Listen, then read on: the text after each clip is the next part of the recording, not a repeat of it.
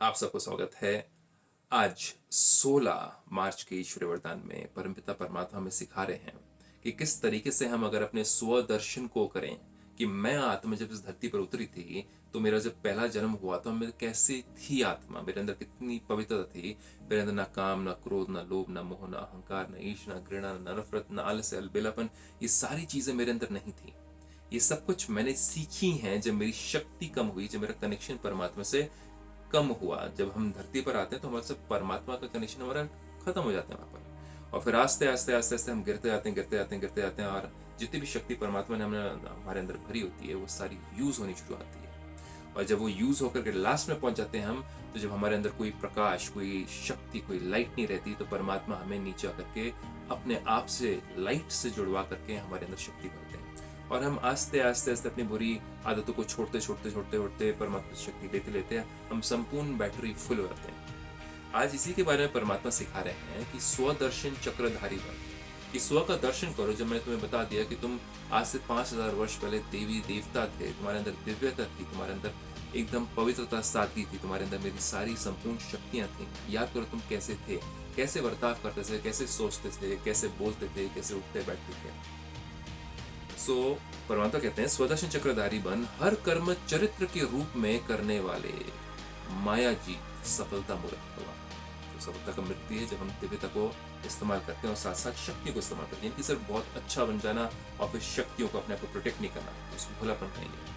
परमात्मा कहते हैं जैसे बाप के हर कर्म चरित्र के रूप में गाए जाते हैं, कि परमात्मा इस धरती पर आए थे, तभी तो शिवरात्रि मनाई जाती है, कि वो किसी दिन इस अंधकार की दुनिया में आए थे, जब सारी दुनिया में अंधकार था, लोगों के मन में अंधकार था, तब वो आए थे, उन्होंने हमें ज्ञान दिया था और हमें मुक्ति दी थी, इसलिए उनको महाकाल कहते हैं, मुक्तेश्वर कहते हैं। तो इसलिए तो उनकी पूजा होती, नहीं तो किसी की पूजा क्यों होती धरती पर। जैसे बाप के हर कर्म चरित्र के रूप में गाए जाते हैं, ऐसे आपके भी हर कर्म चरित्र के समान हो। हमारा भी परमात्मा हमारा पिता जैसा है, वैसे बच्चा तो होना चाहिए ना। तो हम कैसे होने चाहिए, हम किसी भी सिचुएशन में हमें अगर परमात्मा पिता मेरे साथ होते तो कैसे रिएक्ट करते, ये सोचने से भी हमें स्मृति आ जाती है। जो बाप के समान स्वदर्शन चक्रधारी बने हैं, उनसे कभी भी साधारण कर्म नहीं हो सकते। मतलब कि उनके साधारण कर्म क्या हुआ है, कल में साधारण कर्म होते ही क्या है, काम, क्रोध, लोभ, अहंकार में आ जाना ही क्या है, साधारण कर्म। दुनिया के हिसाब से साधारण है, सिंपल, हर कोई करता है, तो हाँ साधारण हो गए। स्वदर्शन चक्रधारी की निशानी है सफलता स्वरूप। उसके अंदर सफलता क्या है, उसके अंदर दुनियावी सफलता की बात नहीं हो रही है, वो अपने ही संकल्पों में सफल होगा। उसको हर एक संकल्प में उसको शांति, खुशी, आनंद मिल रहा होगा, क्योंकि उसके संकल्प में गंदगी, अपवित्रता नहीं होगी।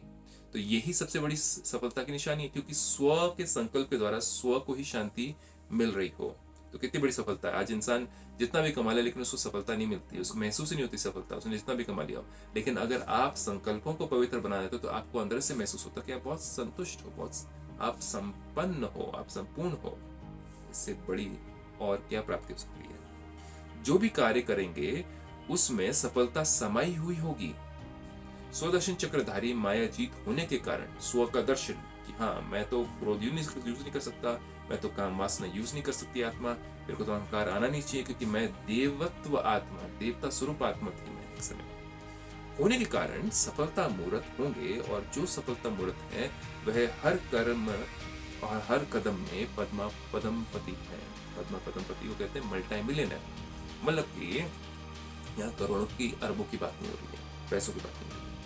ये प्राप्तियां जो पद्मा पदम की जो कमाई, मल्टी मिलियन की जो कमाई की बात हो रही है, ये कमाई है मनोस्थिति की, मन की शांति की, मन के सुख की कमाई, जो कि आप आज अरबों खरबों से भी खरीद नहीं सकते। ये वो कमाई की बात हो रही है। और आपके जो संस्कार चेंज हो जाते हैं, कि आपने बहुत लंबे समय तक क्रोध को छोड़ करके आपने शांति के संस्कार यूज किए, आपने बहुत लंबे समय तक काम वासना को छोड़ करके आपने आत्मिक प्रेम में आप बैठे कई सालों तक, तो वो जो आदत हो जाती है वही तो हम अगले जन्म में लेके जाते हैं।